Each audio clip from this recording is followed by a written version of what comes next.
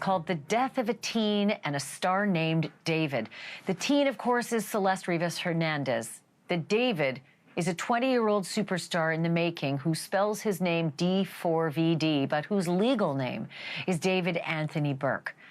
Under any other circumstances, David would likely be spending this Friday night exactly the way you would expect for a 20-year-old platinum-selling multimillionaire, just coming off a 2-month tour. I'm thinking clubs and friends and fans and parties, maybe even one of those regular blowouts that neighbors said happened pretty often in that $20,000 a month mansion he was living in the Hollywood Hills. But tonight, that mansion is dark and it's empty. And David hasn't been seen in the LA party scene for weeks, and he hasn't been heard from publicly for just about as long. And why is that? The young dead girl, Celeste, who just yesterday was confirmed to be the very same Celeste the singer once wrote a love song about. She's the same girl he appeared with on live streams and the same girl he and his friends partied with in LA. And yes, she's the same girl he was involved with romantically, even though she was only 14 years old at the most. It's more than likely she was only 12 or 13 when the relationship began with David. That's when he was 17 or 18. In the hour ahead, we're breaking down the very latest details, beginning with one that might have gone unnoticed. I'll say it again, David has not been charged in this crime, nor has he been named a person of interest. But all the while, the LAPD has been unusually tight-lipped about the case. Yesterday, though, Chief Jim McDonnell of the LAPD did an interview, and deliberately or not, he said this. Did you catch that? Did you catch what he just said? The key words in that sentence? Homicide and associated issues. Homicide means death at the hands of another person, as opposed to a suicide or maybe an accidental overdose, because those are theories. Associated issues? That could refer to the fact that David's friends confirmed that he was in that romantic relationship with a girl of just 14. At this point, Celeste's cause and manner of death are listed as deferred, but if victim and boyfriend make up two key parts of this puzzle, the third part has to be the abandoned 2-year-old Tesla in which the girl's decomposing body was finally found 18 days ago. That's September 8th. My first guest tonight is a private investigator who specializes in missing persons, and he got his hands on the paper trail from that first ticket that went on the Tesla's windshield to the end of the line at the impound lot. And he learned that fed-up neighbors called police about this car on August the 26th. An officer came by the very next day and left a ticket on the window. A second ticket was issued September 3rd. And the car was finally towed September 5th, 3 days before it became a key piece of evidence in what's now being confirmed as a homicide. Steve Fisher is the man behind that pro bono detective work, and he joins me now live. Steve, thanks so much for being on tonight. Tell me about the tow report that you were able to obtain and some of the information that you learned from the report. So, it was first called in by a neighbor on the 26th, and the only note that was on it was when they asked for any identifying information besides the license plate, they noted that there was a large dent in the back. And, I was curious that there wasn't an odor mentioned. Now, that doesn't absolutely mean that in the conversation with the agent, they didn't mention that and it just didn't get reported. But, in LA, a traffic officer has to come out at least 3 times before they can tow it on 3 different days. They have to chalk the tires, make sure it hasn't moved, because it is legal to park on that street. So, as far as what was gathered from that, it was nothing regarding the smell or anything, but for it to get towed from that area, considering there is no parking restrictions, it had to be there quite a while, I think. Well, let's talk about that, because not only did you get your hands on the towing report with all the information it yielded, but you also knocked on some doors and you found some of the neighbors who indeed knew about that car and knew how long it had been there. What did they tell you? I talked to someone that, nobody wanted to be on the record, but they said that they believe, they're certain the car was there more than a month. There was somebody else that said that the car had moved around a couple different times, but that's going back as far as May. It had been moving around. And, from those photos are actually were embedded with the ticket that was taken. So when they provided the ticket on the 3rd, they give images, in case it goes to court and they can back it up. They're really high res images. I could really zoom into them. And I mean, that dirt is caked on that car. So I think that car got dumped a lot earlier than a lot of us think. Yeah, and I'm just looking at the pictures at the same time you are on screen, and our viewers are seeing it too. One of the things I noticed with the caked on dirt is that you would not have been able to drive it with windshields that caked. It would have been really hard to drive. So, and I'm just so sad when I see this car parked here, because you know that she's in the trunk in this image, and it's so sad to. Yeah, it's extraordinarily sad. It's not just a parked car that's getting a ticket and getting towed. It's a tomb where a girl had been decomposing, day after day after day. But it's interesting you say a month, but then it's also interesting you see the police came back 3 different times and chalked the tires. What's the protocol for them? Why didn't they tow it the first day they were called? So they're not allowed to tow it unless it's documented that it has not moved in 72 hours. So now when they came out on the 26th, or they got called on the 26th, they came out first on the 27th. That happened to be Labor Day weekend. So, it wasn't until the 3rd, until Labor Day was over, they came out the second time. But by ordinance here in LA County, and I do very familiar with this because I live in the area, you have to move within 72 hours. If it's called in as abandoned, it has to also have other factors, such as it appears to be abandoned. If this car was clean, it wouldn't have been towed. Yeah. The fact that, the first call came in and 8 days later it was towed, each time they came out and established the 72-hour rule and had those 3 that they have to have. Did the neighbors that you talked to say anything else about, other than, it's been here for about a month? Did anybody say it smelled?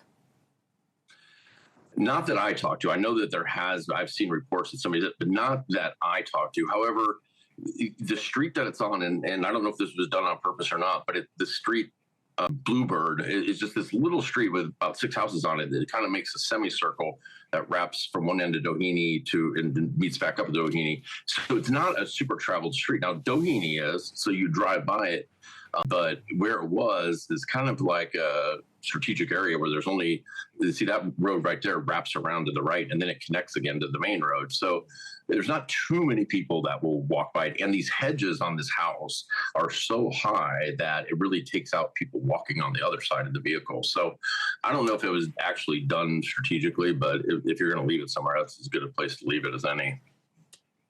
Well, the curious thing is, listen, and this is a sort of a weird topic, but I have a septic field and a septic system, and I've grown up that way, and I know that when the winds shift, it doesn't matter what kind of hedge is nearby. It doesn't matter if it's 30 feet away. You can smell those odors, and I'm just wondering if anybody on the other side of the hedge or across the street, or within, say, 50 feet of where that car was parked, had noticed that smell and wondered what it was. Because I believe the only report we had about that car was that somebody thought a dead animal was nearby. Yeah, and I'll bet you now, in hindsight, they might. But I think that, without this happening, you walk by a car, it's the last thing you think is that somebody's in the trunk, deceased. And so you probably chalk it up to a bunch of other things, like you said, a sewer line broke. I mean, it's LA, stuff like this happens a lot. I'm talking about like sewer lines and whatnot. And there's a lot of construction going on in that area all the time. So you could chalk it up to, they hit a line or something like that. I mean, really the last place people go is there's a body in a trunk, Now, of course, now that we know that happened, it's easier to think that way. But, Oh, yeah. Hindsight's 2020, Yeah. But I'm going to ask you about the damage on this car, because you've got a lot of insight into something we haven't all noticed in the video. But before I do that, I want to ask you about this location. I thought it was blocks and blocks away from David's house. It isn't. No, I'd say it's probably 150 feet to Doheny Place, which he's on, from the rear of, from the trunk of that vehicle, because he's the first spot. They're parked on the first spot there. It's very close. In fact, on a weekend, I could see him somebody parking there because there wasn't street parking on his street, because his street's very small. Like it's one street over from where his house actually is? Half a block, because his street is really kind of like almost like an alleyway. It's not an alley, but it's really a half of a regular block because the way the neighborhood's split up. It's very close. You could throw a rock at it. It's unbelievable. It almost makes you wonder if the smell might have even reached the front door of that mansion. Let me ask you about the damage. I didn't notice damage in the towing and in the drone videos, but what did you know about? Well, I didn't really know until I saw these photos. And this car, this is a 2023 Model X. He paid $104,000 for this. I've seen the invoice, and it's just beat up. I don't know what they've done to this car, but I mean, all the wheel wells have got damage, and I'm not really a car guy, but those side fenders on the other side are off. There's huge dent in the rear. The parking guy also noticed front right damage. So I don't know what happened to this car, because I've seen, for instance, I found a Google Maps image of it happening parked in front of the house, right? The street view, and it does not look damaged there. So I don't know when this happened or how it happened, but it almost looks like it's been off road. Originally we all thought it was a Model Y until this video showed the door handles, and the door handles apparently are the giveaway for the Model X because they're angel wing doors. They go up instead of out. And so the reports are all changing. I mean, every official report that we saw was a Model Y. It looks very much like a Tesla I have, which is a Model Y, but apparently it is this Model X. And I can tell you one thing, my Tesla was not $104,000. So this is a really souped up version. Mine was like a fifth of that, honest to God. I can't believe the X has got that car was that expensive. Yeah, the X has got a larger front too. It's 6.6 cubic feet as opposed to 4.2 like the Model Y. So kind of explains how she might have fit in there as well. Well, that's a very sad fact that I'll end on. Gosh, I thank you, Steve. Really great digging. I appreciate you doing that. Please come back and talk to us again, because I know that you're still watching this story and digging on this story, as we all are. Appreciate this. Thanks for having me. Steve Fisher joining us tonight. And in just a moment, for the very first time, Celeste is seen on tape, right before she becomes a missing person. Here she is in critical surveillance video, leaving home at just 13 years old, and she breaks into a sprint. The man who owns the video had some fascinating insights into what kind of kid Celeste was. And let me tell you something. It is not what you might think of a runaway. Found the badly decomposed remains of Celeste Rivas Hernandez in the trunk of her rich boyfriend's Tesla. It kicked off a spiraling mystery 2.5 weeks ago, but it also ended another mystery, one that had lasted 1.5 years. Celeste was a missing person from the age of 13 on. Her disappearance was reported to the Sheriff's Department of Riverside County, where she lived. In April of 2024, that report went in. But she had been a runaway at least twice before that, in January and again in March of that year. Now TMZ has obtained video from the March disappearance. It was captured by a surveillance camera down the street from Celeste's home in Lake Elsinore, California. There's Celeste, right there, at 7 o'clock in the morning on a Tuesday.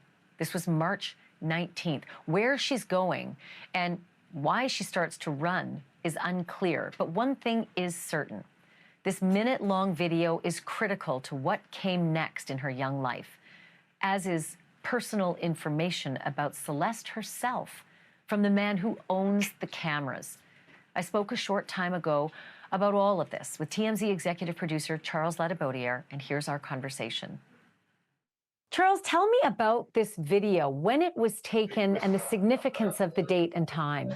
Well, the video that we obtained from this is surveillance video from a liquor store in Lake Elsinore, California. The date is March 19th, 2024. What's significant about that date is this was around the time where what we've heard now from several people who have known, who knew Celeste, is that she was a runaway, and that in early 2024, there were multiple times that she ran away from home. This would have been either the second or third time, we're trying to figure that out, that she ran away in March. The first time had been in January, We've talked about it, that the police found her in Hollywood and brought her back to her family. But in March, she took off again. And we know this because her sister went into this liquor store and asked the owner if he had seen her come into the store. Did he have any surveillance video that might have shown her where she went? He went back and looked at his cameras, and he did see this video, which shows Celeste walking down the street, walking at first, but then running. And she's running toward someone. Now, you lose it in the video because she gets too far down the street and you can't make out the vehicle. But the owner of the liquor store who we spoke to told us there was a car waiting for her there. I'll tell you, I zeroed in on a couple of details. One of the details was that it's 7 a.m. And I thought, what on earth could be going on in her life at 7 a.m. that this would cause a problem, and her sister would eventually ask for this video that day. And then I thought, well, that's usually a school bus pickup or dropout, you know, a pickup time. So is it thought that maybe she left home ostensibly to go to the school bus, didn't get on the school bus? Eventually, when she was reported as truant, maybe her sister started to ask, oh, I wonder if she ever did get on the school bus, and found the video showing that she didn't. Yeah, that is exactly what happened here, Ashley, because the liquor store owner told us he was aware of Celeste and most of the kids in that neighborhood. Again, this liquor store is on the end of the block where Celeste's family lives. And he said that all the kids, when they would get off the school bus, or even when they were getting on the school bus, they would come into his store to buy, you know, drinks or candy, snacks. And so he spoke to a lot of the kids. He knew Celeste, and he told us that, you know, as far as he knew, he didn't know of any trouble at home, or that she was in any jeopardy or anything that he knew of. We have been told by law enforcement sources that they described her home life as troubled. You and I have talked a little bit about this before, but I keep thinking every day something will loosen up with the LAPD. But I feel like you're getting the sense that this is one of the most tight-lipped cases they've had. I'm not sure exactly why, but that is an accurate description. I mean, we cover a lot of stories not like this necessarily, but we cover a lot of stories involving law enforcement here in Hollywood, in the Hollywood area. You usually hear something, right? The police forces are too large to not hear something, and there is a clear order from someone to make sure that we keep a tight lid on, that they keep a tight lid on whatever it is that they've learned at this point. We've just heard so little. Aren't you so shocked? I mean, honestly, this is the kind of case that screams for the public. We need your help. If you saw something on this date or this time or in this window, please call us. Tips help. You can ask the people in the Idaho case. The tips helped, and they really do bring in a lot of information and good leads. There's been nothing. There's been no request from the LAPD, which tells me they got what they need. They just need to figure out what the next step is to make sure it's not a mess. And that they're trying to figure out how to connect some dots. This seems to be another social media, investigation. Is it helping, or is it hurting that there are so many true crime sleuths trying to piece together the puzzle?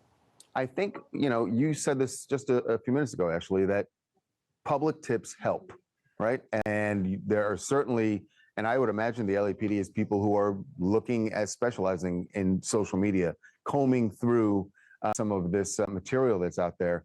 It can only help. And, one of the things that I've learned a lot about as we've been covering this story is Discord. And there is a ton of information that is available there in David's communications with his fans and his fans' communications with Celeste. Whether or not any of it is going to lead to a location where she was, who she was hanging out with, we haven't seen that yet. But I know that there is so much information out there. And if you have people on social media who are digging through it themselves, you never know. One of them might find the thing that, and certainly I hope that if they do, that they are sharing that with law enforcement. So maybe police are getting those tips anyway. Charles Adibodier, I know you have to go. I'm always so thankful. I appreciate it, sir. Happy to talk to you anytime. Sooner rather than later. Yes, indeed. Thanks, Ashley. My thanks to Charles. And also, there's something in that video that I'm going to bring up in just a moment. It was a little detail that was weird. A woman who walks by Celeste has a reaction. I'm going to play it for you in a little bit and ask one of my special guests about it. But I got to take a quick break for a minute here. Our special report continues, though, with the search for an alibi. Will David's concert tour give him cover in what we now know is a homicide investigation? We're going to take you through each of his tour dates to find out just how strong an alibi that tour might be, should he actually need an alibi. That's next. The only people who need alibis are people suspected of crimes. And as we sit here tonight, the music star named David, spelled D4vd, is not one of those, a suspect. Or if he is, police sure aren't saying it. But given the fact that his underage girlfriend turned up dead in the trunk of his car in his neighborhood, and given that police have already raided his house and carted off items of interest, he may indeed need an alibi in the not-too-distant future. And that's where his concert tour comes in, his now canceled concert tour. By the way, David does still have dates open on his calendar for 2026. We looked into the lineup for the South American leg of Lollapalooza next March, and he is still listed as one of the acts, but I would not try to buy tickets just yet. As recently as last night, tickets were still being sold for David shows in Australia, but tonight, there are no David shows in Australia. Anyway, David's availability for the future shows could certainly depend on his past ones, the ones leading up to September 8th, when police found this: the underage girlfriend dead in the trunk of his Tesla in a tow lot. She'd been decomposing for weeks, maybe over a month, in that trunk, right up until police responded to the call from the impound lot that the stench from the car was overwhelming. So where was the singer when the girl's body was discovered? And maybe more importantly, where was the singer when she was wrapped in plastic and put into that trunk, only for that trunk to be closed for the final time? Judging from the concert poster, David's Withered tour, in support of his debut album, kicked off August 5th in Del Mar, California, on the outskirts of San Diego. And as jam-packed as this list looks, it is not even a complete list. Several shows were added, both before the official kickoff and before the remaining dates were scrapped just a week ago tonight. So on paper, it looks almost impossible for David to have been involved in whatever happened to Celeste. But not really. We did find some holes in his schedule, windows where he could have traveled back and forth to LA. But that raises the question of how David's entourage was traveling, or at least how David was traveling.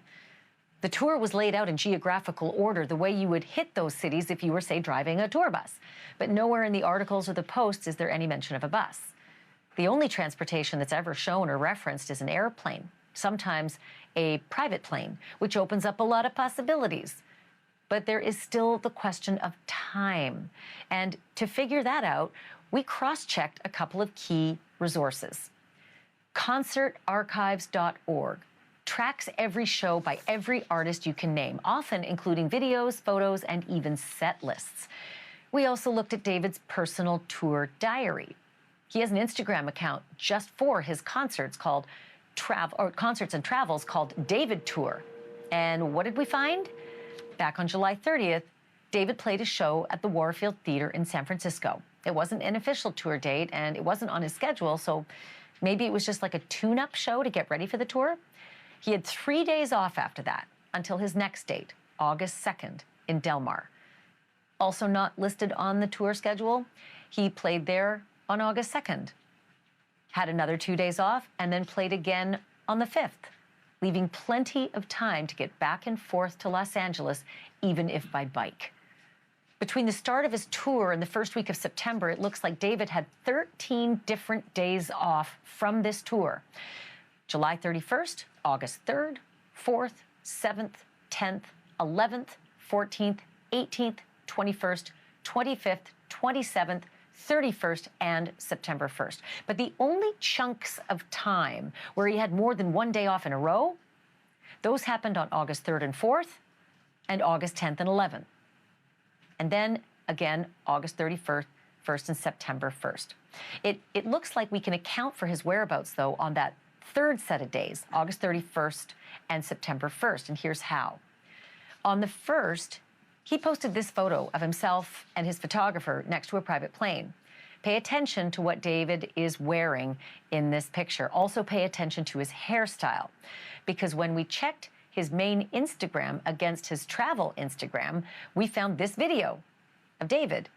Notice the same clothes, same hair, and he's telling fans that he's headed to Houston to see his friend Callie perform.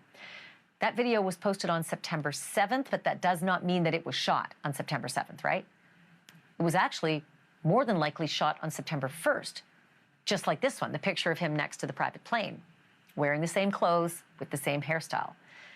In fact, David was actually performing on stage in Madison, Wisconsin on September 7th, so he could not have been flying to Houston on the 7th when this video was posted. So again, probably shot on the 1st, posted on the 7th. Bottom line, this dead girl's boyfriend had 11 days to himself in the month leading up to the day that police found Celeste's body, which means exactly nothing if he is never named as a suspect or if he is never charged. And it also means next to nothing if he is charged and authorities can't figure out when Celeste actually died, and maybe more importantly, when she was stashed in the trunk of David's Tesla. All right, guys, have a good weekend. You know, I have never really believed that there's no such thing as bad publicity. I mean, I think of Diddy and OJ and Casey Anthony, not good. But if David comes out of this mess unscathed, and I mean legally unscathed, I might just change my mind. And that's because the verdict is already in on his career, and it seems the impact of this tragedy has not been tragic at all for his career. I'm going to run you the numbers in a moment.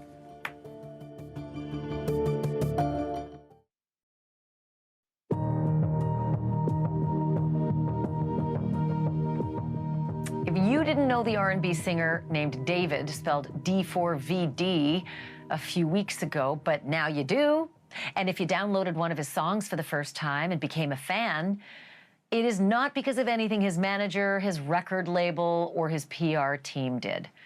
It's because a dead teenager was found in the trunk of his car. And P.S., you've got plenty of company. Since September 8th, when the remains of Celeste Rivas Hernandez were found, David's overall music streams have doubled to 30,300,000 in the United States alone. And the track with the biggest boost, the one called Romantic Homicide, it's gone from 2.9 million streams to 9.4 million streams in just 2.5 weeks. And here's the weird part. Celeste is making money too, sort of, in the world of virtual currency. On some of the more obscure crypto sites that I don't pretend to understand, her name has become a token. Some call it a meme coin. Justice for Celeste coins are trading online for actual money, hundreds of thousands of dollars. But where that money is coming from and where it is going to, where do the tokens come from and who decides what they're worth? A crypto journalist. And yes, that's a real thing too. Poses the question, tribute or exploitation, and on that I say the jury's out. Thanks for joining us.